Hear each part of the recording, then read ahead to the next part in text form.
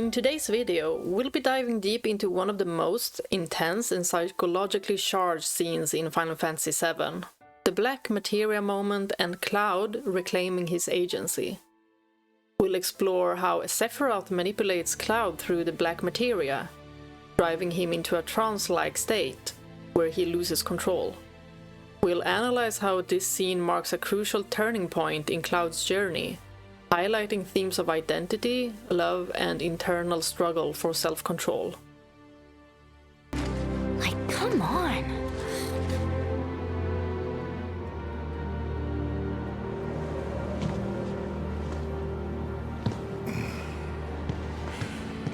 Hey, what's gotten into you? Didn't you hear what Aerith said? That's mine. Fine, fetch.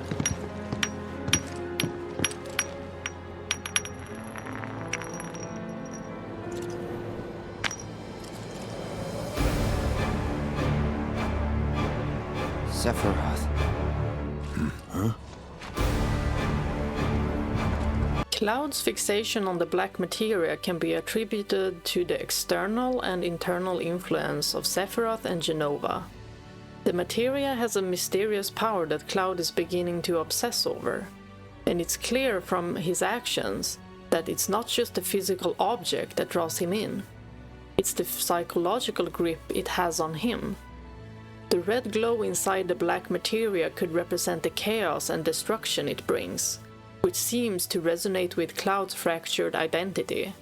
As the scenes progress, it's clear that Sephiroth is manipulating Cloud's actions through the Materia, leading him down a dangerous path.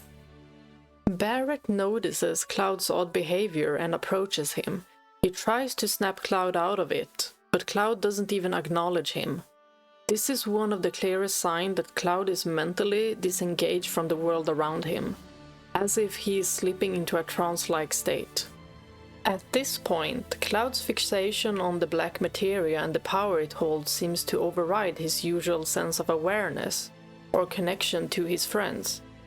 It's as though he's in a disassociative state, mentally absent, responding only to Sephiroth's and Jenova's will. The Black Materia represents something deeper for Cloud, a longing for purpose, power, and a desire to prove himself worthy. Perhaps due to his own internal doubts or his warped memories. Sephiroth appears out of nowhere after Barrett tosses the Black Materia away, and Cloud follows it until it lands at Sephiroth's feet. No one else seems to see Sephiroth, which signifies that Cloud is experiencing something that the others cannot. The Black Materia is the catalyst for this manipulation, as Sephiroth has been using it to exert an influence over Cloud. Everyone else is oblivious because the control is happening on a psychological level, and Cloud is the only one affected by it. This is further supported by Cloud's detached, almost hypnotized response when he finally mentions Sephiroth's name. This is the key, which grants access to the true counterpart hidden between worlds. Sephiroth is referring to the Black Materia as the key, which suggests that it is an essential artifact needed to access something much larger than itself. In the context of Final Fantasy VII, the Black Materia is infamous for its power to summon Meteor, a destructive force capable of causing a cataclysm event that will severely harm the planet. However, Sephiroth's words suggest that the Materia is tied to something even more significant, the true counterpart. The Materia in this world could be a fake, just like Aerith said, and to get to the real Black Materia, Sephiroth has to use this Black Materia as the key to accessing the real one. If we accept that the Materia is a fake, it opens up the possibility that there is a true Black Materia in another world or dimension, which is key to Sephiroth's ultimate goal. In the context of the narrative, the Black Materia is a symbol of power, and its true form likely holds abilities far beyond what the characters experience with the fake version. The fake Black Materia could be the trigger that allows Sephiroth to access the real one. Much like a password or a mystical key that opens a hidden vault, The real materia could be located in another time, in another version of the planet, or in a different dimension altogether. One that Sephiroth can enter once he uses the fake black materia as a catalyst. It's also possible that the fake black materia serves as a vessel or a containment tool that holds a fragment of the real materia's power. By manipulating it and using the fake materia, Sephiroth may be able to transfer that power to the true artifact hidden somewhere else. Or he may need it to stabilize the portal between dimensions, allowing him to reach the real black materia. Sephiroth's reference might imply that the black materia can connect the material world to the life stream, allowing the true power to be unleashed, or a doorway to another realm to be opened. This could even mean an opening to the future or an alternate dimension where the planet's true counterpart exists. The black materia's manipulation is central to Sephiroth's plans, but it's not just about summoning Meteor. Sephiroth is hinting at a dual nature of power, destruction and creation, a cycle that he seeks to control. Throughout the game, it's made clear that the true potential of the black materia goes beyond the summoning of Meteor. The true black materia could be capable of more than just summoning Meteor. It might have the power to reshape the planet itself, control the flow of the life stream, or even manipulate space and time. Jenova's influence over the planet and its connection with the black materia were made clear by the Cetra, who knew the black materia would bring about a destroyer of worlds, and feared it as a tool for Jenova's resurgence. If Sephiroth is indeed Jenova's puppet, using the black materia could be a means to either summon her back fully or allow her to consume the planet once again. She could be empowered by it to take control of the planet's life force, corrupt the life stream, and potentially begin assimilating or controlling other life forms. If someone can control the life stream, they could manipulate the flow of life, death, and energy of the planet. This could be used to resurrect dead beings, alter the planet's ecology, or even stop the natural flow of the life stream. The black materia might be capable of not only summoning a world-ending event, like Meteor, but also enabling Sephiroth, or the user, to manipulate the flow of time, whether freezing it, reversing it, or opening portals to different time periods or worlds. This would make Sephiroth's ultimate plan even more dangerous, allowing him to alter the course of history. Sephiroth's plan in the remake isn't just about summoning Meteor and devastating the planet. It's about controlling the very forces of the universe, the life stream, the fabric of reality, and possibly even space-time itself. The black materia is no longer just a weapon of destruction. It's a key to something far more dangerous and complex, representing Sephiroth's desire to reshape existence itself, moving beyond the boundaries of the world and manipulating the timeline in his favor. This deeper ambition could explain why Sephiroth is increasingly able to exist across different realities, suggesting that his ultimate goal is not just to destroy, but to recreate the world on his terms. Give it back! Whoa! Aerith runs towards Sephiroth and demands that he return the black materia, but it's unclear whether she sees Sephiroth or if she's reacting to something else entirely. The party members don't seem to notice Sephiroth, which suggests that they're either unaware of his presence or not experiencing what Cloud is, which is most likely the case. No one but Cloud sees this image of Sephiroth. Everyone else is seeing something else, but Aerith clearly sees something holding on to the materia. Could it be a whisper, maybe a robed man that is holding on to the materia? But she does see something happening to it. From Aerith's perspective, she is rushing towards Sephiroth, but the scene seems disordered in a way that makes it unclear if she's truly seeing him. Her focus is entirely on the black materia, as though it's the only thing of real importance to her at that moment.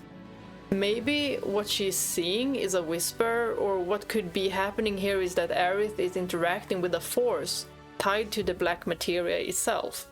Something that is not Sephiroth, but a part of the overarching power behind the materia. Or this will be shown in the last part of this trilogy, the other's POV. While Aerith is acting to physically grab the materia, the rest of the group stands by without intervening. This lack of immediate reaction could be indicative of how disordered the perception of the situation is. What we, the player, see is what Cloud sees.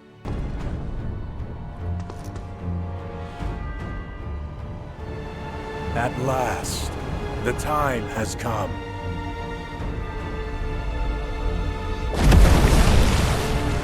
The red portal in the sky opens as a gateway to an alternate reality, a symbolic rift between worlds that reflects the Materia's hidden power.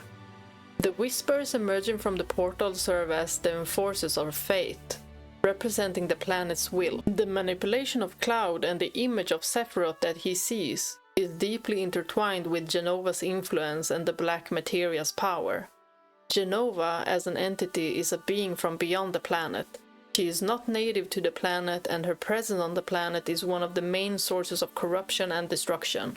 The image of Sephiroth Cloud sees during the G-Village events, and other moments, is not a natural, independent vision of Sephiroth, but it is most likely an illusion or projection shaped by Genova's power. When Sephiroth appears in this state, it's important to understand that Genova is pulling the strings. Sephiroth himself might not be physically present, but his image is manifesting in Cloud's mind and reality, as a way to exert psychological pressure on him. This type of vision is Genova's method of control, making Cloud believe that Sephiroth is guiding him, when in reality, Cloud's mind is being hijacked by Genova. When Cloud first encounters the Black Materia, it is clear that it triggers him. The word Black Materia alone seems to have an immediate psychological impact. This could be because Cloud's mind is fractured. The Black Materia's whispers are different from the previous whispers Cloud and the party have encountered, particularly the ones that sought to maintain Fate's control.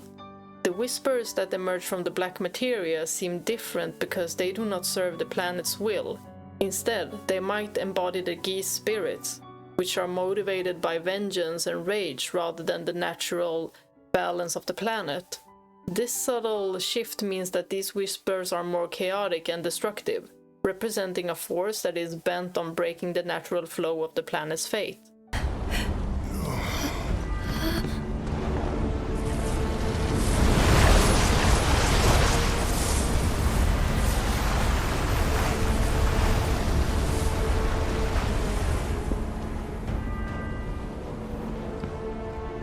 Black Materia.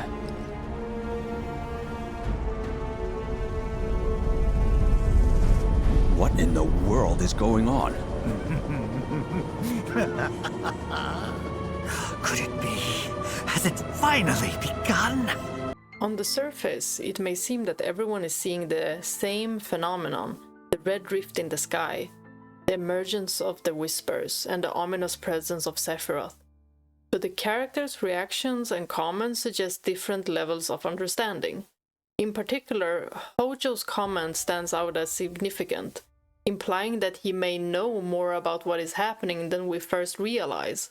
Rufus, observing the spectacle from the helicopter, exclaims, "What in the world is going on?" This response is one of genuine confusion and a bit of surprise.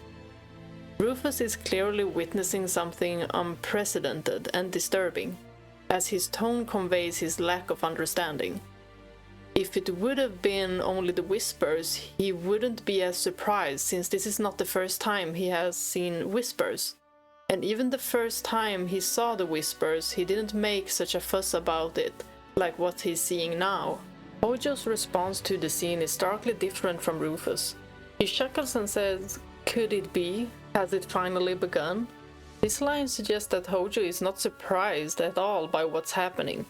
In fact, he seems to be expecting this very event, implying that he has some prior knowledge about what Sephiroth is trying to achieve, and the role of the Black Materia. It suggests that he knows what Sephiroth is doing and that he has anticipated the outcome. His use of the word "finally" indicates that he has been waiting for this moment, perhaps for a long time. Hojo's awareness could also imply that he has prior knowledge of the connection between the black materia and Sephiroth, since Hojo has been working with Jenova's cells and the science of the ancients. He may have some understanding of how the black materia can be used to manipulate the flow of time or open rifts between worlds, though this is likely beyond the ordinary scientific knowledge he might share with others. Roche, caught in the vicinity of this event, seems to be experiencing physical stress from the rift's energy. Roche is bleeding, perhaps because the energy is corrupting his body, forcing it to react to the extreme.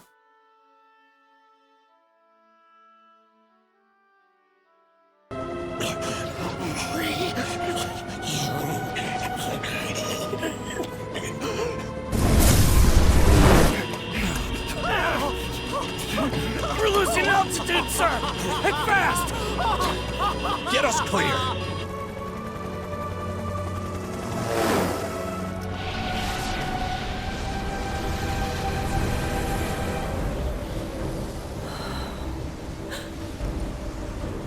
Whispers?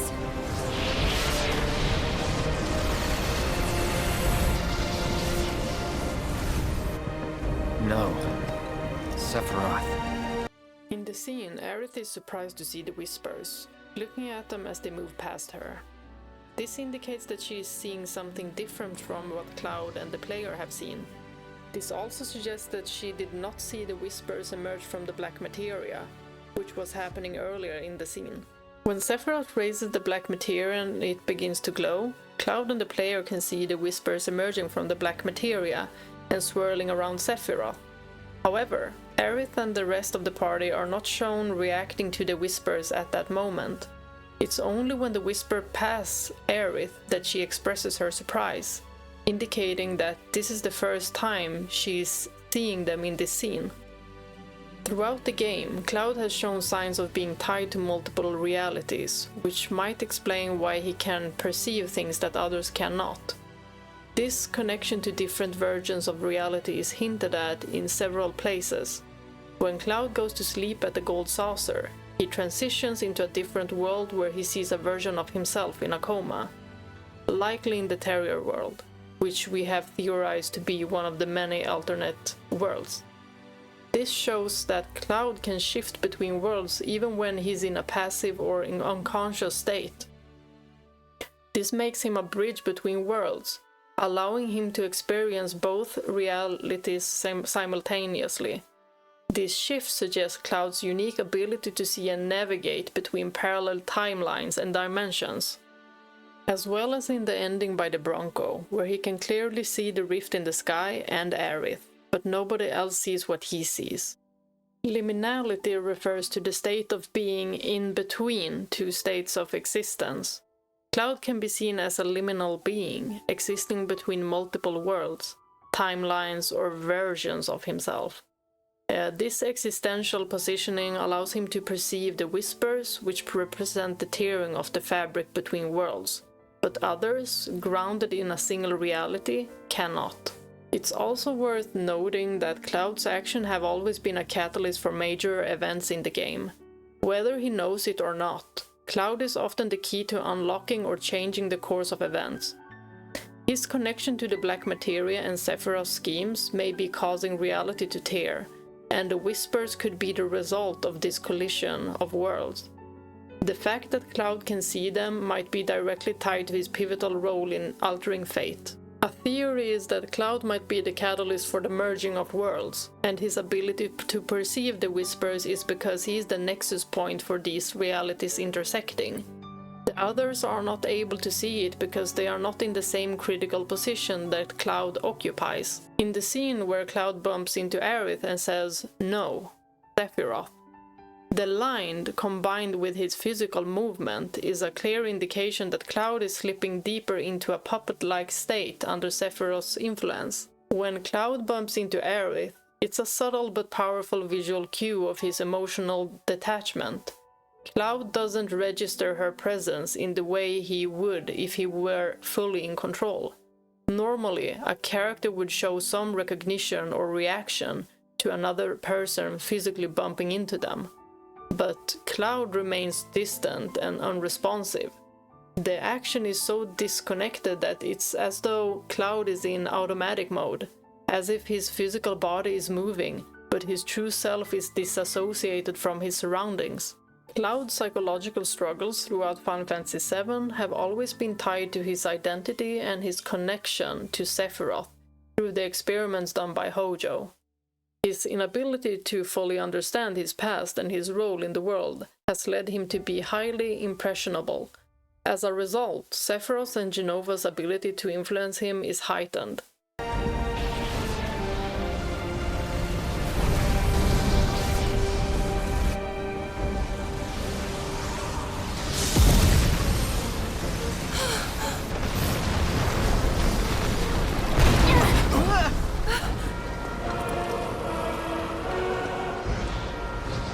I'm waiting. The black materia originally appeared as a solid object with a relatively simple, dark exterior. However, in this scene, the black materia is no longer just a physical object, it has become something much more ominous and alive. It signals that it is now unlocked.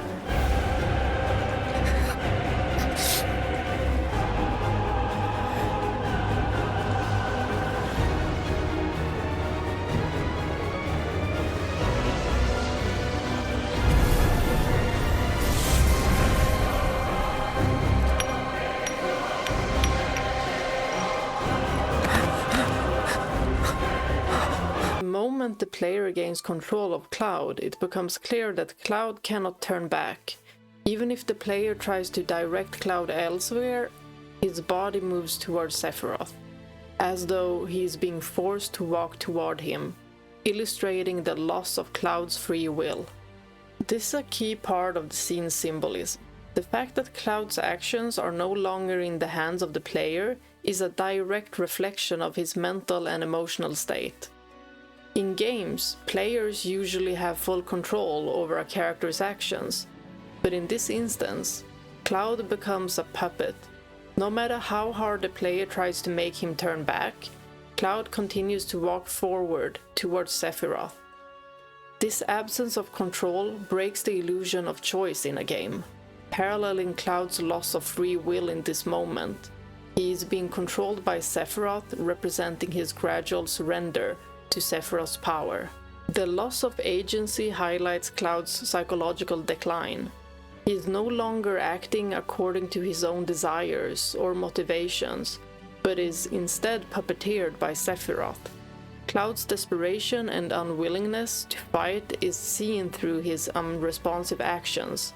His steps are not his own. In this moment, Sephiroth is the puppeteer pulling Cloud's strings. He has completely dominated Cloud's will, and Cloud is walking toward him as if in a trance.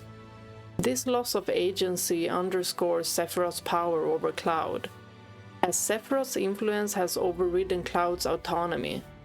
The black materia acts as the medium through which Sephiroth controls Cloud, manipulating him as though he is a puppet on strings. Cloud is no longer making conscious decisions. His body moves involuntarily towards Sephiroth's command. Cloud's inability to break free from this control represents his psychological vulnerability. He is haunted by Sephiroth's words and past trauma, and the black materia acts as a conduit for Sephiroth's power to invade Cloud's mind. Cloud's body and mind are no longer aligned, and he is now simply acting out Sephiroth's will, highlighting how trapped Cloud has become in his own fears and unresolved struggles with his identity and emotional state. Cloud's reaction to the black materia is eerie. He grabs it with both hands possessively, immediately becoming almost animalistic, with heavy breathing and a creepy smile. His expression is eerily reminiscent of someone who has been taken over by the power. He has completely succumbed to its allure. Cloud's emotional detachment in this moment is stark. He doesn't react with fear, anger, or even confusion. Instead, he reacts mechanically and obsessively. His body seems to move on its own, and he is consumed by the desire for the black materia. The loss of agency serves as an expression of Cloud's internal struggle, where his emotions are being drowned by Sephiroth's control. He is so mentally overwhelmed that his body acts without his conscious input, reinforcing his detachment from reality. This moment marks Cloud's psychological subjugation to Sephiroth, where he is no longer able to control himself at all. I have a theory as to why Cloud is much more easily affected in the remake. It's due to the immense guilt from the loss of Aerith. The emotional weight of that loss has caused him to become more unhinged compared to his original self in the OG game. This is reflected in his increasingly erratic behavior, even reaching a point where he almost kills Tifa. The trauma of Aerith's death is more prominent in the remake, making Cloud more vulnerable to manipulation and less able to control his actions. It's not far-fetched to believe that the memories and visions Cloud has been having is from AC Cloud, his future self, and the emotion come back with the visions. Cloud's intense reaction to the black materia in this scene can be seen as a trigger for his deeply rooted guilt and emotional trauma. The black materia, an object of immense power and significance in the narrative, represents a force of destruction. But for Cloud, it symbolizes more than just that. It evokes memories of his failure, even if he is not yet fully aware. In the OG game, Cloud was powerless to stop Sephiroth from killing Aerith, and that moment marked a pivotal turning point in his psychological breakdown. Aerith's death shattered him, leaving him to wrestle with feelings of inadequacy and guilt for not being able to save her. This subconscious guilt, the idea that Cloud could not protect Aerith, carries over into the remake and influences his actions. Even if Cloud doesn't consciously understand it, his emotional psyche is constantly wrestling with the trauma. In Advent Children, Cloud's journey revolves around the mourning of Aerith's death and his failure to protect her. His guilt is pervasive, affecting how he interacts with the world and how he perceives his worth.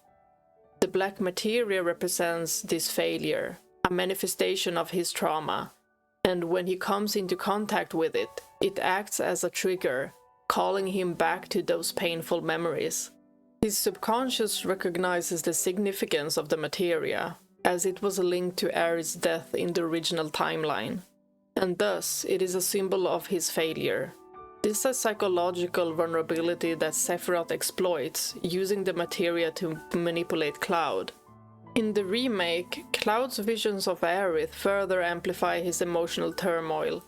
He subconsciously sees her at pivotal moments. The most notable instance is when Cloud lets a tear fall when he sees Aerith in a vision, symbolizing his unresolved grief and longing for her. It's a silent expression of the pain he still carries from losing her, and this tear represents the weight of the guilt that continues to haunt him. Adding another layer to this is how Cloud has become more violent and easily controlled by Sephiroth or Jenova in the remake.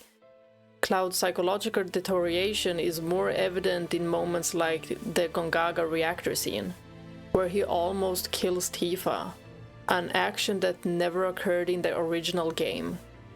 In the remake, this behavior hints at how much more easily Cloud is manipulated, especially when it comes to Sephiroth and Genova's influence. This incident in the reactor shows that Cloud's mental state has deteriorated significantly. The black materia serves as a psychological trigger for Cloud, tapping into his deep-seated guilt and unresolved trauma from Aerith's death. Cloud has never fully processed the loss of Aerith, and the black materia acts as a catalyst, exploiting his emotional vulnerability. Rather than dealing with the painful reality of losing her, Cloud finds it easier to succumb to the control of Sephiroth and Jenova, as it allows him to escape from confronting his true feelings. His mental state is fragile. The weight of guilt and the grief of not being able to protect Aerith make it difficult for him to hold on to his sense of self. The black materia's power, combined with Sephiroth's manipulations, hijacks Cloud's consciousness. He is more susceptible to this control because he's emotionally broken and unable to cope with the overwhelming loss. Throughout the remake, Cloud's behavior shows signs of him struggling to stay grounded in reality. Whether it's his violent outbursts or moments of emotional disconnect, it's clear that the black materia and Sephiroth's influence pull him further from his own mind. These triggers make it easier for him to act without thinking, as it's far less painful than facing the crushing weight of the truth. In the face of this, he becomes a puppet to Sephiroth and Jenova, losing his agency and sense of control. It's as if Cloud willingly steps into the darkness, fighting solace in the false sense of power the black materia provides, because accepting the grief and responsibility of losing Aerith feels like a burden too great to bear.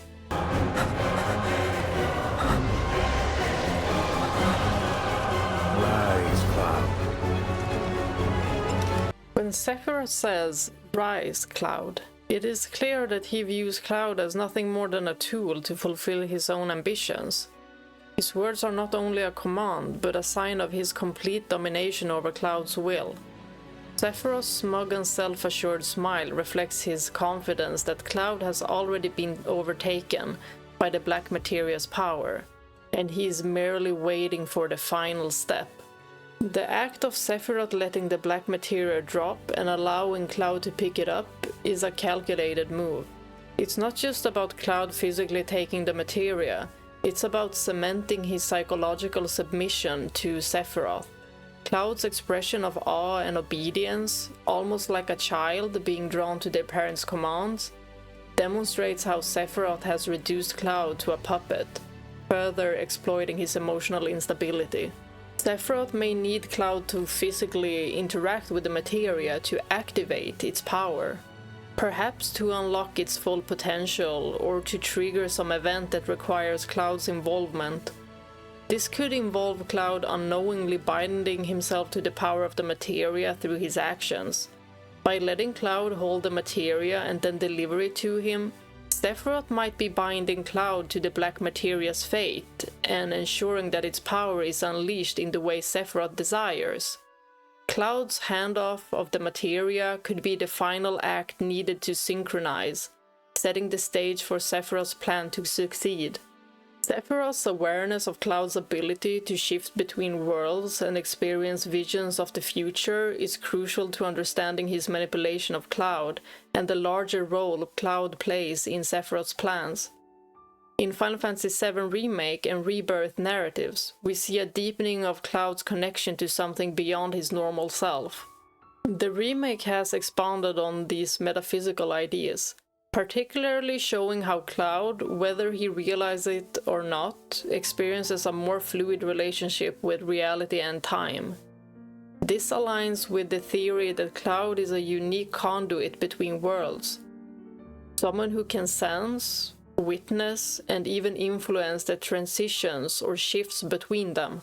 His unique ability to see and interact with these worlds make him an ideal candidate for the roles he plays in both Aerith and Sephiroth's plans. Cloud is the only character capable of bridging the gap between dimensions, and his decisions affect the very fabric of the universe. In this sense, Cloud is not just a passive participant in the story, he is an active conduit for both forces, shaping the fate of multiple worlds. Bring it to me.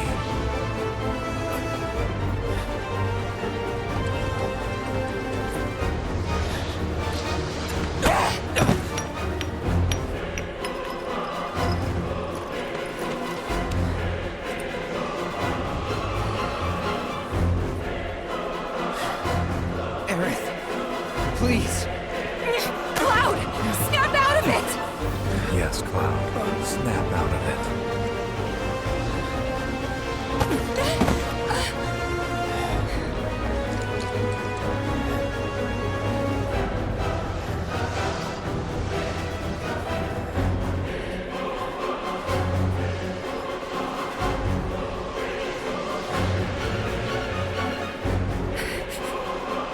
I can't let you have this.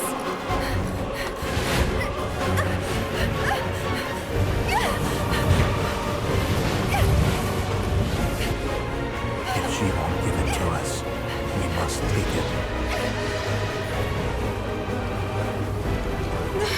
Tifa and Aerith are fully aware that something is wrong with Cloud. When Tifa tackles him to prevent him from handing over the black materia, she's not aware of Sephiroth's presence, but she knows that something is happening to Cloud, and she has seen this behavior before. She sees Cloud's actions as being driven by something or someone else, and her instinct is to stop him. Tifa has witnessed Cloud struggle with his mental state and control before, notably during the earlier incident at the Gongaga reactor, where Cloud nearly killed her. His violent tendencies have been escalating, and Tifa has been trying to protect him from himself throughout their journey in the temple. Tifa's decision to tackle Cloud is an instinctive, protective action. She sees Cloud's behavior as abnormal and dangerous, so she tries to stop him from completing his apparent mission to hand over the black materia. From Tifa's perspective, the scene is incredibly traumatic, as it mirrors the terror she felt during the Gongaga reactor incident, when Cloud's violent and unrecognizable behavior made her fear for her own life and the loss of the person she cared about. Seeing him act so violently, detached, and under Sephiroth's influence once again stirs deep fear in her, as she's reminded of the time she nearly lost him to the darkness within him. Tifa had to grapple with the idea that she might never truly get Cloud back if this continued. That incident left Tifa emotionally scarred, but she still held out hope that she could reach him. Now, as Cloud walks towards Sephiroth, his face showing an almost childlike obedience, Tifa feels the same fear creeping up again. She is witnessing Cloud once again slipping away from her. His blind obedience to Sephiroth is eerily similar to how he lost himself in Gongaga, when he was under Sephiroth's psychological control. For Tifa, this moment is even more traumatic because Cloud's actions at the Gongaga reactor mirrored Sephiroth's, not just in the manner of his attack, but in the movement itself. The slash Cloud makes with his sword is almost identical to the one Sephiroth used when he nearly killed her back at Nibelheim. The chilling similarity in the swing of the sword, the precision, and the way it mimics Sephiroth's exact posture and intent makes Tifa feel as if she's reliving the traumatic experience all over again. Except, this time it's Cloud, the person she loves, standing in Sephiroth's place. Tifa's fear intensifies as she realizes that she might lose him to Sephiroth's manipulation once again. She desperately tries to reach him, to snap him out of it, but her efforts are in vain. When she grabs his arms, pleading with him to snap out of it, it's as if she's trying to hold on to the last remaining thread of the person she cares about. But instead of being met with Cloud's warmth or recognition, she's met with resistance. Cloud, now seemingly hardened by Sephiroth's influence, shoves her aside. Cloud's sudden push after being influenced by Sephiroth has left her feeling helpless. She's been in this situation before, trying to pull Cloud back from the brink, and yet it's as if no matter what she does, she's powerless to stop the spiral. This scene mirrors the Gongaga reactor incident, but with higher stakes. Tifa is once again witnessing the erosion of Cloud's identity and autonomy, and she fears that he might not return to the person he was before. Tifa's fear during this moment goes beyond just losing Cloud or seeing him act out of control. Her caring nature makes her acutely aware of the danger not only to herself, but also to her friends, especially Aerith. Tifa knows better than anyone that Cloud, in this compromised state, is capable of violence beyond his usual self, and she fears he might turn that aggression toward those he cares about, and she cares about. The fact that Aerith has grabbed the black materia only heightens Tifa's concern. The fear of history repeating itself, of Cloud hurting Aerith, is overwhelming for her. Aerith, the one person who has been a guiding light for Cloud, is now in the line of fire. Tifa's deep bond with both of them makes her even more desperate to protect them both. The potential for Cloud to lash out at Aerith in his current state makes Tifa fear for her friend's safety even more. Tifa also knows that she wasn't able to save Cloud the last time he was in this trance-like state, and that sense of helplessness returns as she watches him approach Aerith. It's as if she's failing again, and that guilt weighs heavily on her. She's doing everything she can to stop Cloud from becoming an instrument of destruction, but deep down, she's afraid it might be too late. Cloud! Stop!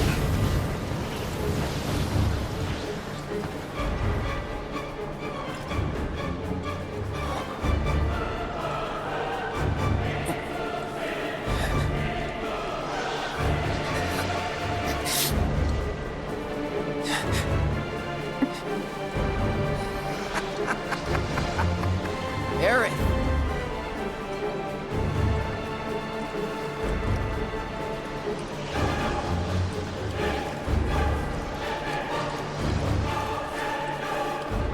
Let's talk. I need it.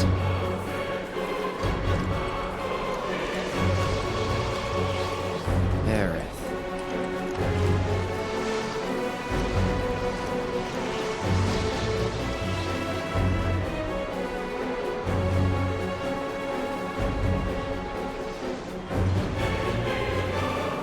Give it to me. Please. This part of the scene shows the depth of Cloud's loss of agency, highlighting how far he has fallen under Sephiroth's control. The psychological manipulation and the use of the black materia as a trigger for Cloud's subjugation are very evident here. The fact that the player can no longer control Cloud's movements is a significant narrative choice. It symbolically represents that Cloud is no longer in control of his actions or decisions. His body becomes a puppet, with Sephiroth pulling the strings. The way Cloud speaks in this scene is alarming. He chuckles menacingly, which is completely out of character for him. This uncharacteristic behavior signals that Sephiroth's influence is not only affecting Cloud's movements, but his psyche as well. The laugh is eerie and unsettling, as it deviates from Cloud's usual self. When Cloud calls out Aerith, it isn't with the warmth or affection one might expect, but with an almost sinister undertone. His desperation and possessiveness over the black materia are clear, and the way he calls out her name with an unsettling tone reinforces how far Cloud has fallen into Sephiroth's manipulation. The fact that Cloud says, "Give it to me," with a desperate please, is a sign of how the black materia has triggered an emotional response in him. But it's not a response of empathy or care. Instead, it's one of manipulation, as though Cloud is begging for something that will grant him power or relief from his inner turmoil. can trust me. Let's save the planet together. Aerith!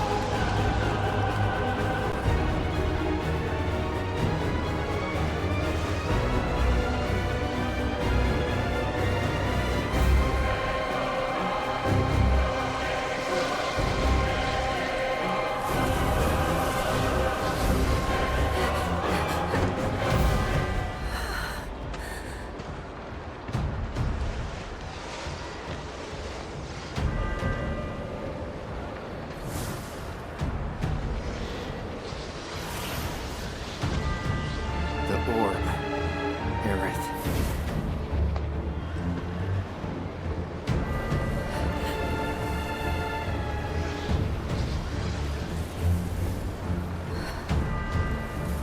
But there's something else that I find interesting. It's the camera's focus on the materia behind her back and the way she reacts looking down, exhaling, and seemingly listening.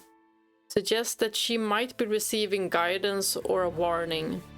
In psychological terms, this downward gaze can be associated with introspection. People often look downward when they're focused on their thoughts, particularly when considering difficult decisions or trying to assess an emotionally charged situation. It is possible that the Cetra, aware of the black materia's destructive potential, might have altered it in some way. The alteration could be a form of resistance embedded into the black materia, making it react differently in the presence of a Cetra.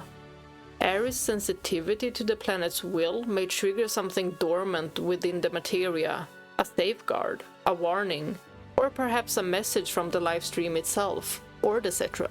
This could point to the idea that the black materia has a connection to certain forces or entities, and its true power or purpose only becomes evident when those forces or individuals interact with it directly. The only people whom have touched it in this state is Sephiroth, Cloud, and Aerith. When the Cetra, like Aerith, comes into contact with the black materia, it's possible that their bond with the planet allows them to perceive more than what is visible to others. Aerith's deep connection to the planet could allow her to hear or feel something from the black materia that others cannot. This could be either a warning, a message from the livestream, the Cetra, or a response to her presence as a Cetra, marking a shift in the materia's behavior. Since the black materia has a direct link to Meteor, a force of destruction, it's possible that the materia itself carries some sort of latent information, perhaps a message or warning embedded by the Cetra, who once safeguarded the planet. Given the context of the game and the numerous worlds and realities that have been hinted at, Aerith might also be experiencing a moment of clarity, where she realizes that the black materia is a key to merging the worlds and changing the fabric of reality itself. As Cloud is almost in a trance-like state, unable to resist the pull of Sephiroth's influence, Aerith could be trying one last time to protect him from fully losing himself to the black materia. By handing it over to Cloud with the words, "Whatever happens, I'm here for you," Aerith could be offering herself as the final anchor that keeps him tethered to his humanity. In a way, this act of surrendering the materia may be her way of guiding Cloud back, as she knows that it is not just a physical battle they are fighting, but the internal one within Cloud himself. Whatever happens, I'm here for you. Finally, Aerith's gesture of giving the black materia to Cloud, along with her line, "Whatever happens, I'm here for you," signifies a deep level of trust and sacrifice. She understands that, even though Cloud is not himself, she still believes in him. The act of handing over the black materia is an offering of trust. Even when faced with uncertainty about Cloud's true intentions and his psychological state. Aerith's resignation and her final act of giving him the materia is heartbreaking. She knows what is happening, but she is trying to reach Cloud in whatever way she can.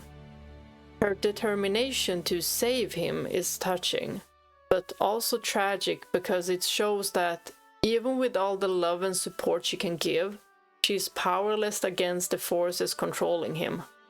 The line, "Whatever happens, I'm here for you," signifies Aerith's deep compassion and desire to protect Cloud, despite the potential danger. The phrase carries an undertone of acceptance and understanding. This could be the moment where Aerith, realizing that Cloud is fully consumed by the black materia and Sephiroth's influence, decides to surrender the materia to him in an act of self-sacrifice.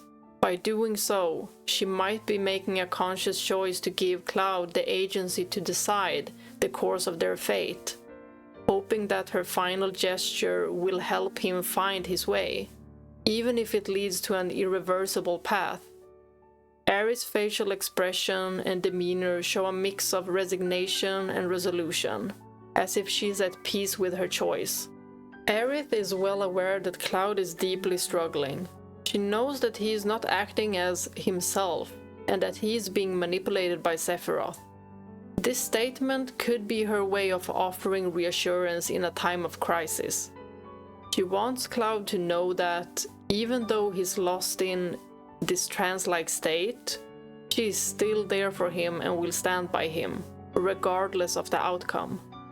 Her words might be her way of expressing unconditional support, even though she knows he may not be able to reciprocate it in the same way. In this sense, Aerith could be trying to offer Cloud comfort, acknowledging that even though they're in a dangerous situation, she won't abandon him. Aerith might be trying to reach the true Cloud beneath the surface, offering him a lifeline by assuring him that she's not going to leave him.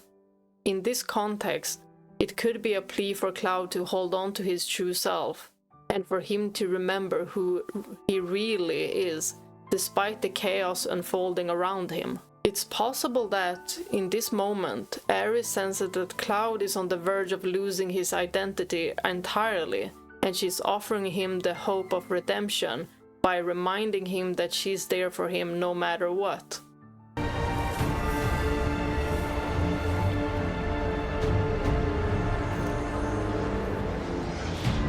Thank you.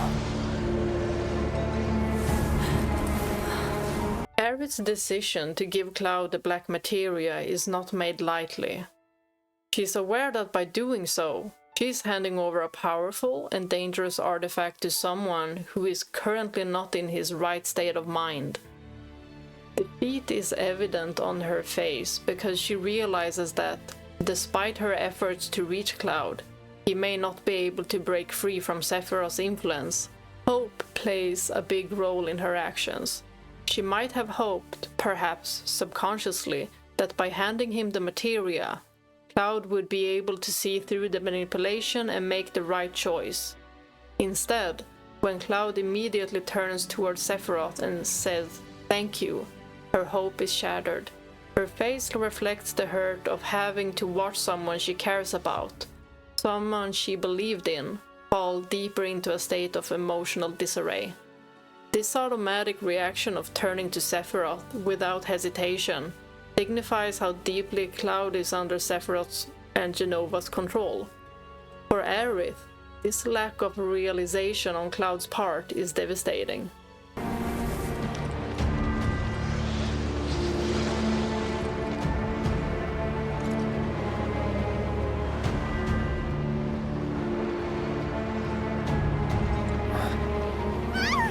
The fact that Cloud hears Aerith but does not immediately act is symbolic of how much his willpower has been eroded.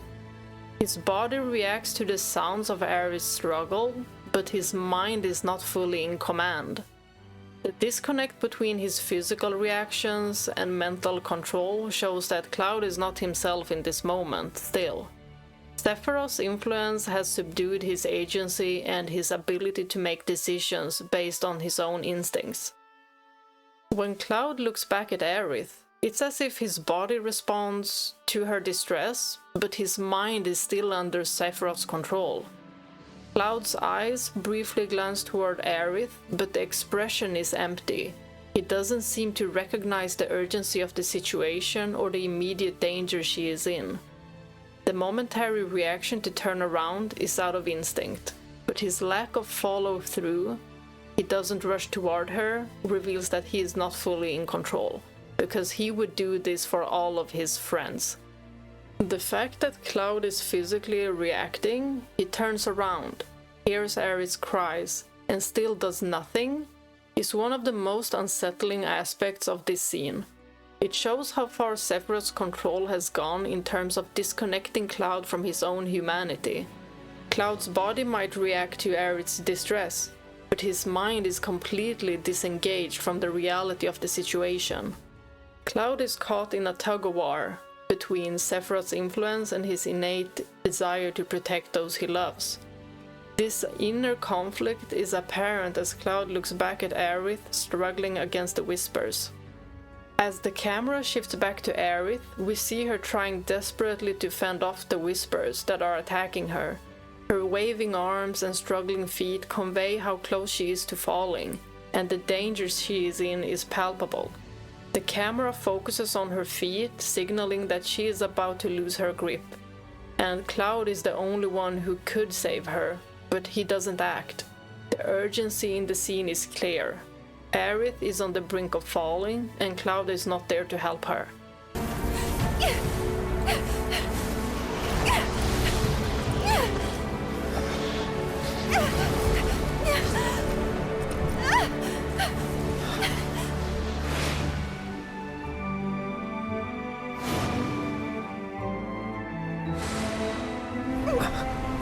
This scene marks a pivotal moment in Cloud's emotional and psychological journey, highlighting his internal struggle and regaining of agency from Sephiroth's control. The use of the dolly zoom effect and flashbacks serve as a visual representation of Cloud's internal conflict and his eventual breakthrough. The dolly zoom, also known as a vertigo effect, is a powerful cinematic technique used to create a sense of unease or psychological tension. It involves pulling the camera back while simultaneously zooming in, which distorts the perspective and creates a feeling of disorientation. In this context, the dolly zoom effect symbolizes Cloud's disorientating mental state as he struggles to regain control. It visually represents the mental pressure Cloud is under, as he is suspended between his instinctual desire to help Aerith and the psychological manipulation of Sephiroth. The distortion of his visual perception reflects his internal confusion and lack of clarity. He cannot distinguish between what is real and what is a result of Sephiroth's control. The distortion created by the dolly zoom effect is symbolic of Cloud's disorientation. He is being pulled in two directions, one by Sephiroth and Jenova's manipulation, and the other by the memories and emotions tied to Aerith. The camera's effect signals that Cloud is not fully grounded in the present moment, and is instead slipping into a state of psychological conflict. The blurring of the background and distortion of his surroundings visually conveys his lack of agency and mental instability, reflecting his vulnerability and internal turmoil. The dilation of pupils during critical moments is highly symbolic. When Cloud sees Aerith in danger and his pupils dilate, it signifies a powerful emotional and physiological response.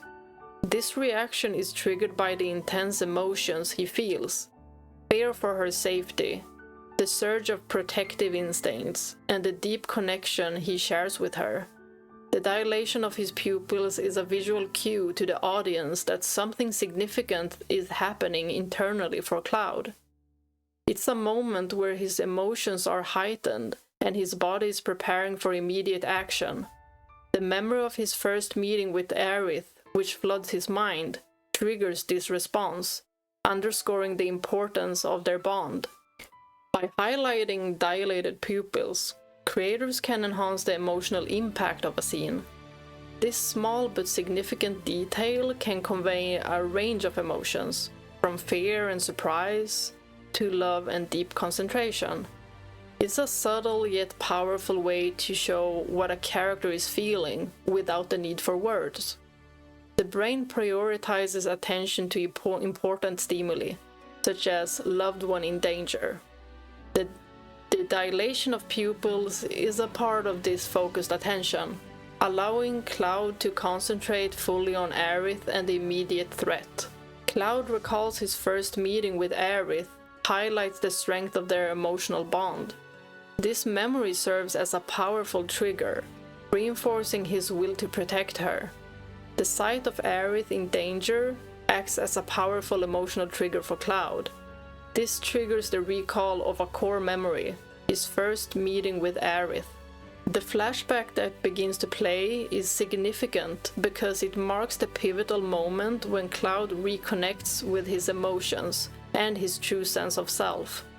The memory of Cloud's first meeting with Aerith, the moment when she handed him the reunion flower, serves as a mental anchor. The flashback is crucial because it serves as the catalyst that pulls Cloud out of Sephiroth's influence. The use of Aerith's theme is another powerful tool in this scene. Aerith's theme, accompanied by the memory, reinforcing the emotional weight of the scene. The music is intrinsically linked to Aerith's presence and represents Cloud's deep emotional connection to her. As the memory washes over him, Cloud begins to remember his true purpose, which is to protect Aerith, not to serve Sephiroth. The flashback isn't just a recollection, it's a moment of clarity. It's the moment when Cloud remembers who he really is, and more importantly, who he wants to be. He wants to protect Aerith, not be manipulated by Sephiroth. When Cloud breaks free from Sephiroth and Jenova's control, because of his bond with Aerith, it's not just a significant plot point, it's a moment rich with emotional and psychological depth. This scenario is reminiscent of many love stories in movies and other media, where the power of love and deep emotional connections enable characters to overcome seemingly unsurmountable obstacles. In many love stories, a character recalls a cherished memory with their loved one at a critical moment, which empowers them to break free from control or overcome a challenge. These stories emphasize that love is a powerful force that provides emotional resilience. The bond between the characters acts as a source of strength, much like how Cloud's memory of Aerith empowers him to break free from external control. Movies often use flashbacks to pivotal moments to symbolize the emotional bond between characters. These flashbacks serve as a narrative device to highlight the depth and importance of the relationship. In Cloud's case, his recollection of his first meeting with Aerith serves as a similar purpose.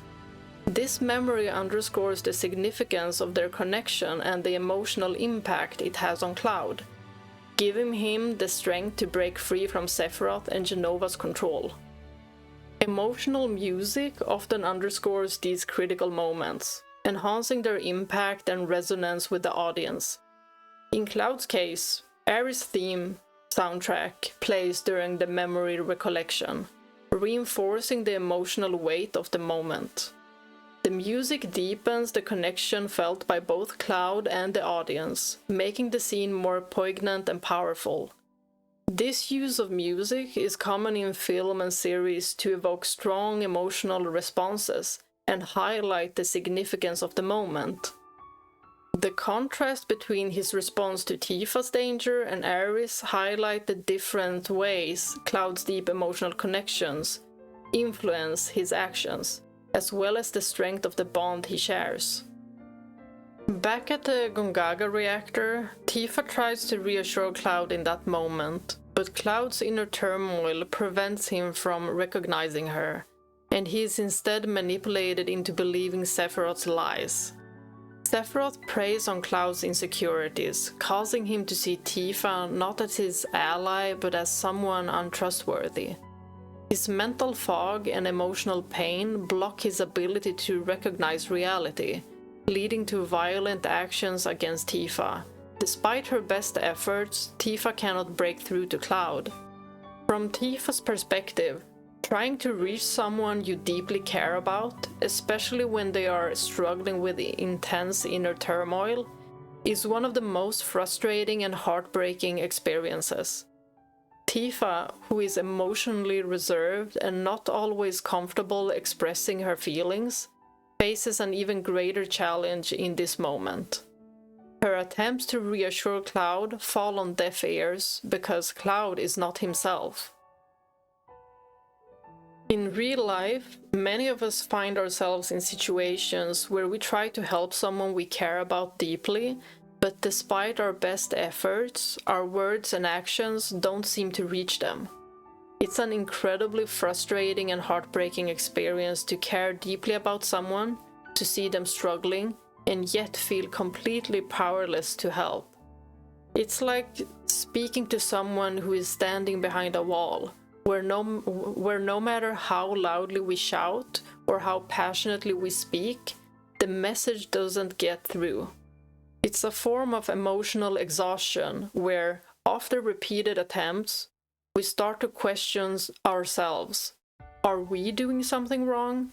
Should we be saying something differently? Or is it just that no matter how much we care, they are just not able to hear us? This often leads us to a feeling of doubt about our own ability to help, especially when the person we care about is not receptive, or worse, seems to push us away. This is also one of Tifa's many strengths. She doesn't give up on people. She has an incredibly kind heart for others, but need to also have this for herself, as she can be quite tough on herself. Everyone else believes in her, but she doubts herself. And this is something that so many people resonate with. The way that both Tifa and Aerith is written is insanely good. They're like two sides of one coin, different but so much alike. These girls are the best written female characters in any game that I've played, and I wish the best for them in part 3. Now I'm finished raving about the girls, because I could seriously go on for hours about Tifa and Aerith. So let's continue. In Cloud's case, his greatest fear has been losing himself. And for much of his journey, he struggled with identity and self-worth.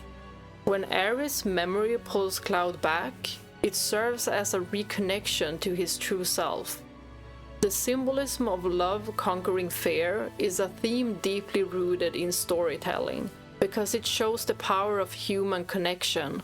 This idea is seen in countless stories, whether it's a hero overcoming their own inner demons, a protagonist conquering their greatest fear, or a character finding their way back to self-identity.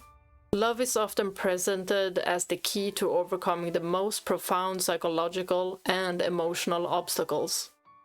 In a way, this scene is a classic example of love's transformative power, a theme that spans many genres of storytelling, from mythology to modern cinema. It's the love Cloud feels for Aerith, which transcends their brief time together. It's the bond between them, a sacred connection, that becomes the source of Cloud's strength to regain control. Through this, he's able to transcend his fears and take back ownership of his actions, proving that even in the darkest moments, the love we carry for others can guide us back to that light. For those of you who have watched my gameplay, y'all know how worried I was at this point. I thought he'd end up swinging that sword, not once, but twice. After what happened back at the reactor, I was prepared for literally anything. What makes this scene so powerful is that Cloud isn't consciously aware of the shift in his perception right away. He doesn't immediately understand that his subconsciousness is what has caused him to break free. This isn't Cloud choosing to fight Sephiroth. It's his emotions and memories overriding Sephiroth's control. His body reacts to Aerith's memory, and the memory alone becomes a mechanism of release. It's a moment of self-realization, where Cloud takes back control of his body and his actions. His response to Aerith's danger is the first true step toward overcoming the mental chains Sephiroth has placed on him. For Cloud, breaking free from Sephiroth and Jenova's control is an act of reclaiming his autonomy. Throughout his journey, Cloud has been manipulated by Sephiroth, influenced by the Jenova cells within him. Breaking free from this control signifies the restoration of his self, his own willpower. This moment represents his physiological, psychological liberation from their grasp. The ability to resist and break free from such a deep psychological manipulation demonstrates Cloud's immense inner strength that we haven't seen before. It marks a turning point where he asserts his willpower and identity against the external control over his self. This act of breaking free is also a testament to the power of emotional bonds. The memory of Aerith and the emotion it triggers provide Cloud with the strength needed to overcome the manipulative influences. It underscores the theme of emotional resilience, where positive emotional connections empower individuals to withstand and overcome adversity. This bond fortifies Cloud's resolve, enabling him to reclaim himself. For much of the game, Cloud has struggled with his sense of identity. His false memories, caused by his trauma and the false persona he adopted, have caused him to doubt himself and his place in the world. However, by choosing to act from a place of love and self-belief, Cloud is reaffirming his true identity, the one that is rooted in his relationships, values, and the people he cares about. The emotional clarity he experiences during this moment with Aerith not only redefines his purpose, but also brings him closer to understanding who he really is, independent of the ghosts of his past. Unlike earlier in the story, when he was swayed by Sephiroth's psychological warfare or unsure of his actions, this moment of clarity strengthens his belief that he can make the right decisions for himself. Cloud's return to self-control is not only about fighting off external manipulation, but it is also an act of self-redemption. It signals that Cloud is ready to accept responsibility for his actions, understand his true identity, and no longer live under the weight of his past trauma. In a sense, Cloud's acceptance of himself is what gives him the strength to overcome the control of Sephiroth. He no longer sees himself as a broken soldier or a mere tool in Sephiroth's game. He realizes that he can define who he is, that he can make his own choices, and that he has the power to take action for what he believes is right. The contrast between Cloud's behavior in the original Final Fantasy VII and his actions in Final Fantasy VII Rebirth marks a significant shift in his character development and psychological journey. In the OG FF7, Cloud's struggle with his identity and his fear of losing control were deeply rooted in his trauma and guilt. Whereas in Final Fantasy VII Rebirth, Cloud's reclaiming of his agency, particularly in moments like the scene with Sephiroth and Aerith, showcases a stronger sense of self and growth. In the original game, Cloud's fear of losing control is evident from his reaction to Sephiroth and the Black Materia. In the iconic scene at the Temple of the Ancients, Cloud succumbs to Sephiroth's influence, handing over the Black Materia without realizing what he's doing. This moment is a clear example of Cloud losing his identity. He becomes a puppet of Sephiroth, unable to make decisions for himself. The psychological break is symbolized when Cloud's kid self is separated from his body during his emotional outburst at the ground, and he is completely devastated by his inability to stop himself. In this moment, Cloud's fear of Sephiroth is palpable. His external struggle and inability to face Sephiroth's manipulation leave him shattered.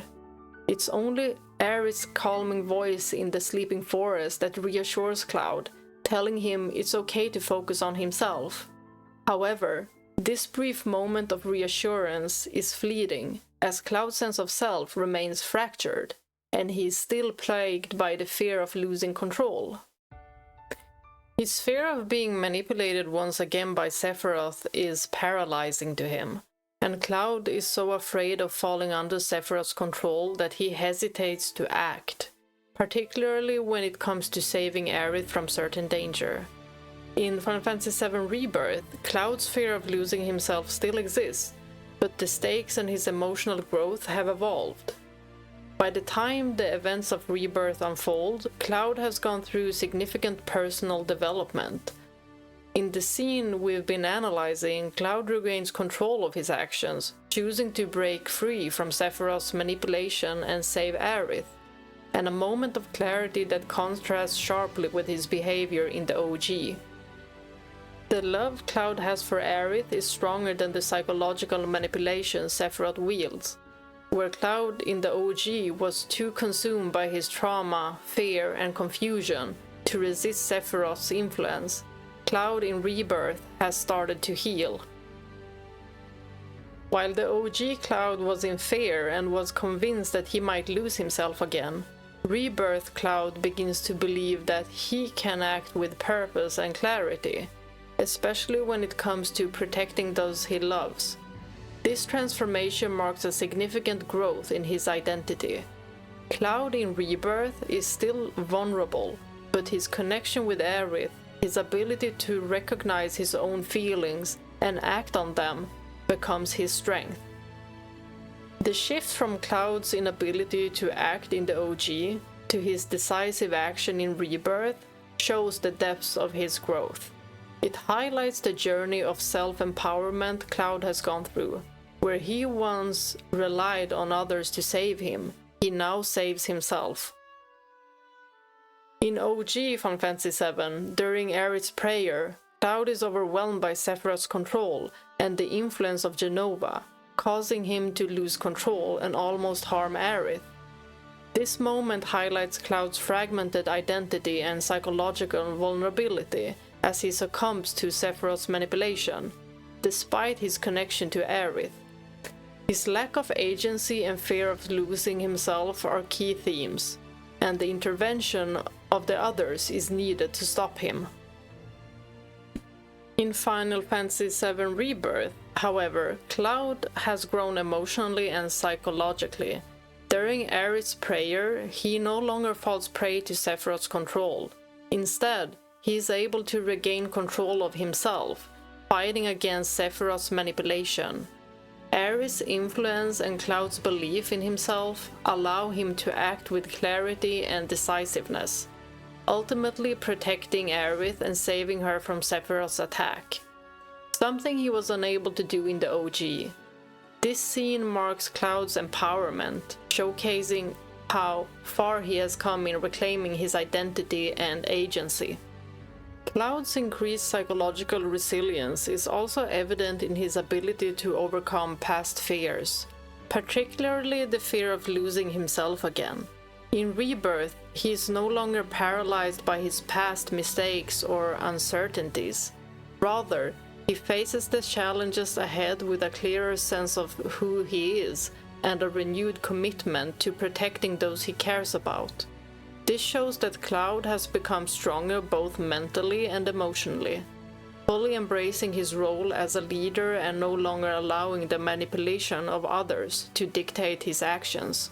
Even if we are shown Aerith dying in Rebirth, we know that Cloud saved her and she is alive in another world that he created by deflecting the sword, just as Sephiroth told us how the worlds are created.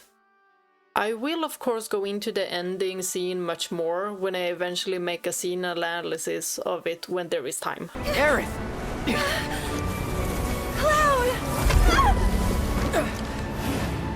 In this scene, the slow-motion camera work is a powerful cinematic tool that emphasizes the emotional weight of the moment. The use of slow motion serves to highlight the significance of Cloud's action as he reaches out to grab Aerith's hand.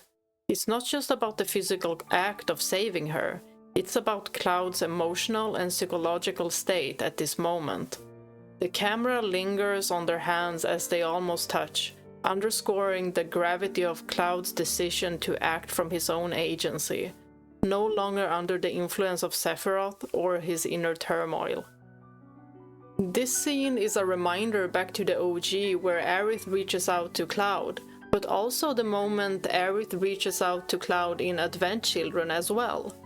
This contrast makes the scene even more powerful, as it reflects Cloud's growth and the shift in their relationship, from Aerith being the one trying to save Cloud, to Cloud being the one who actively saves Aerith.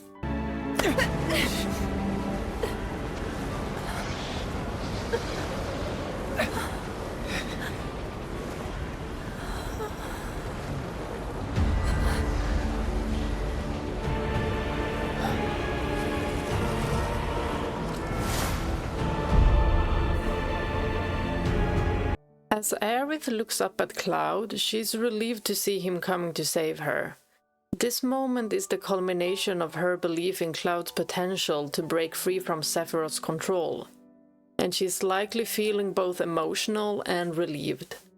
However, this feeling quickly shifts as she sees a single black feather fall in front of her face. The appearance of the feather is a stark contrast to the warm, comforting scene she just witnessed with Cloud's approach. It's a clear sign of Sephiroth's presence. It's possible that Aerith is not entirely aware of Sephiroth's physical presence, despite her attention on the feather. As Sephiroth spreads his wings, it's likely that Aerith does not see Sephiroth. She sees the feathers, but doesn't see Sephiroth like Cloud does. Her head is not turned the same way as Cloud's is.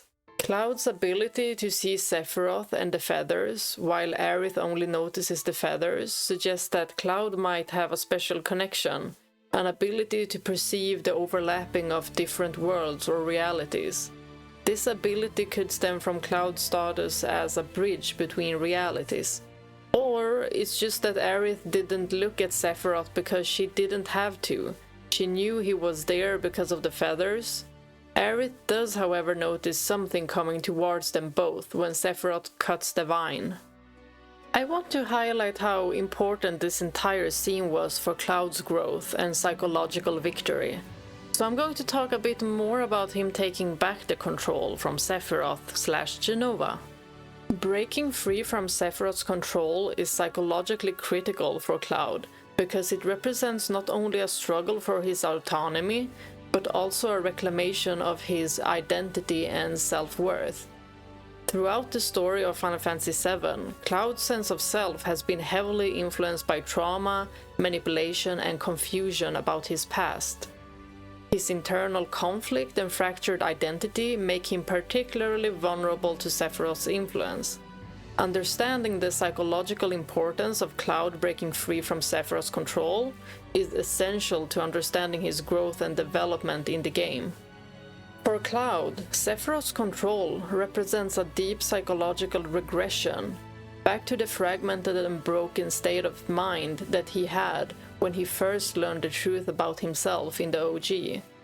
Cloud's fear of losing himself, his sense of self, his autonomy, and his purpose is one of the central themes of the game. If he allows Sephiroth to take control, he risks losing his humanity and the ability to make his own choices, essentially surrendering to Sephiroth's will.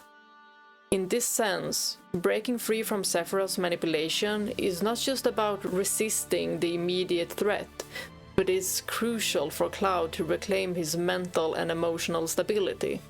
By breaking free of Sephiroth's control, Cloud asserts his autonomy and takes back control over his actions, signaling a moment of growth in his ability to trust himself and face challenges on his own terms. This moment is crucial for Cloud's psychological healing. It's a chance to reassert his worth and identity, and to finally accept himself as someone capable of making choices that are true to his own values, and not dictated by outside forces, especially Sephiroth and Jenova. In psychological terms, breaking free from Sephiroth's control can be seen as Cloud's process of individuation, a term used in psychology to describe the process of a person becoming their true, whole self. By overcoming Sephiroth's influence, Cloud demonstrates that he has the mental strength and emotional resilience to reclaim his identity.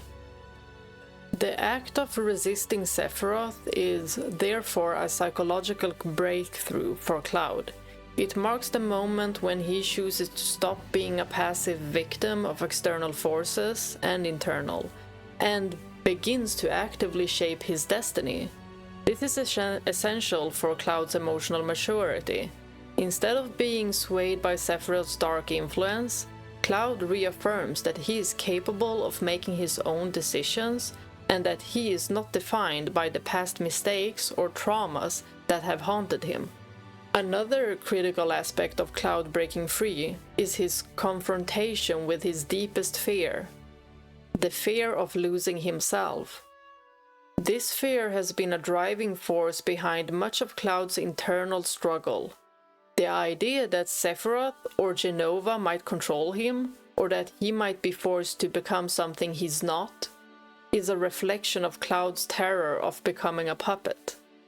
By resisting Sephiroth, Cloud is no longer just fighting for his survival.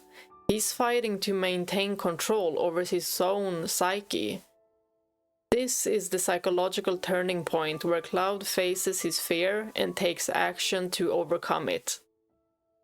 In earlier parts of the story, particularly after Aerith's death in the original timeline, Cloud felt utterly powerless to stop the forces around him, allowing his guilt and fear to dictate his actions. However, in this moment of breaking free, Cloud demonstrates that he can now act on his own terms, without letting his fears take hold of him. This psychological victory over his fear represents a key stage in Cloud's development that we have never seen. To understand this process, we can apply a combination of psychological theories such as self-determination theory, cognitive dissonance, and psychological reactance, as well as the role of memory and emotional resilience in helping Cloud regain control. Self-determination theory emphasizes that humans have three basic psychological needs: competence, relatedness, and autonomy. Autonomy, the need to feel in control of one's actions and decisions, is central to Cloud's psychological struggle. Throughout much of Final Fantasy VII, Cloud is torn between his own perceptions of his identity and the overwhelming influence of Sephiroth and Jenova. His trauma from the false memories of being a soldier, combined with the emotional manipulation from Sephiroth, has caused him to lose touch with his own sense of autonomy. When Cloud regains control of himself, it's a moment of psychological empowerment.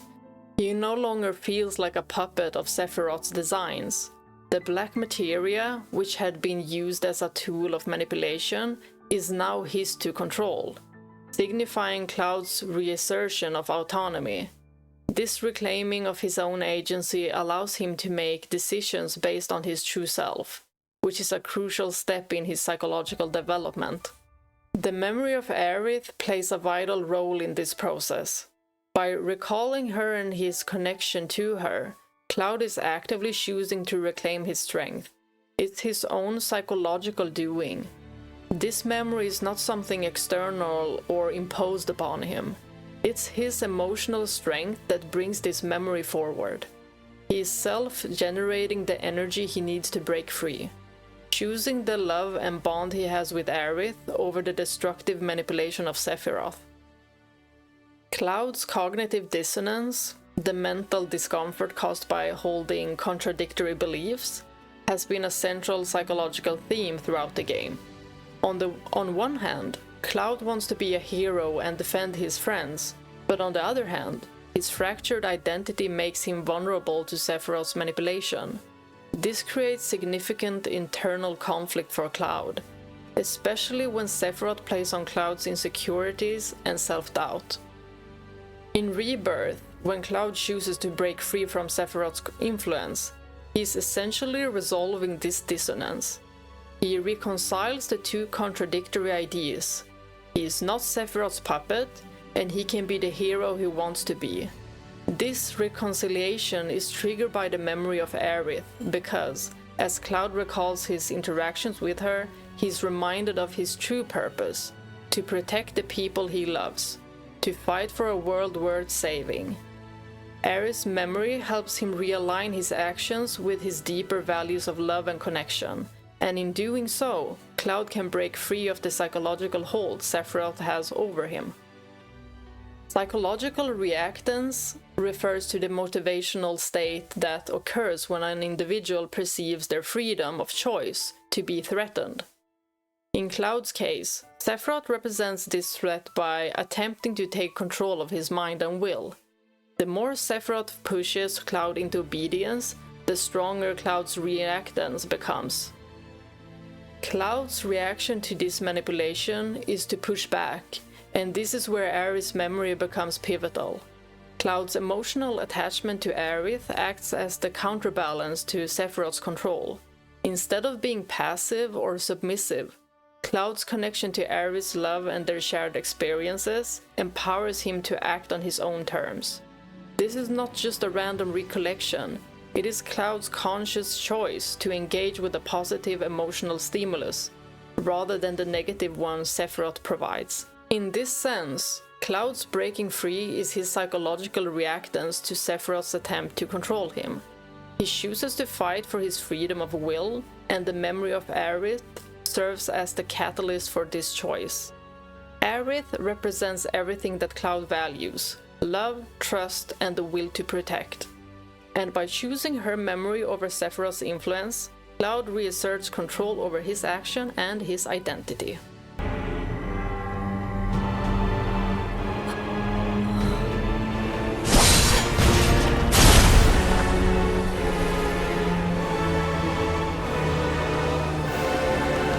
After the fall, we see both Cloud and Aerith in the Spitz world, which I have covered in another video.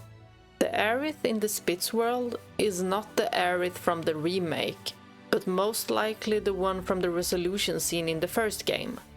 But Cloud in the Spitz world is the Cloud of the Beagle world. I want to thank everyone for listening. I wish you a Merry Christmas and a Happy New Year. May all your wishes come true, and let 2025 be a better year for the world peace. Bye!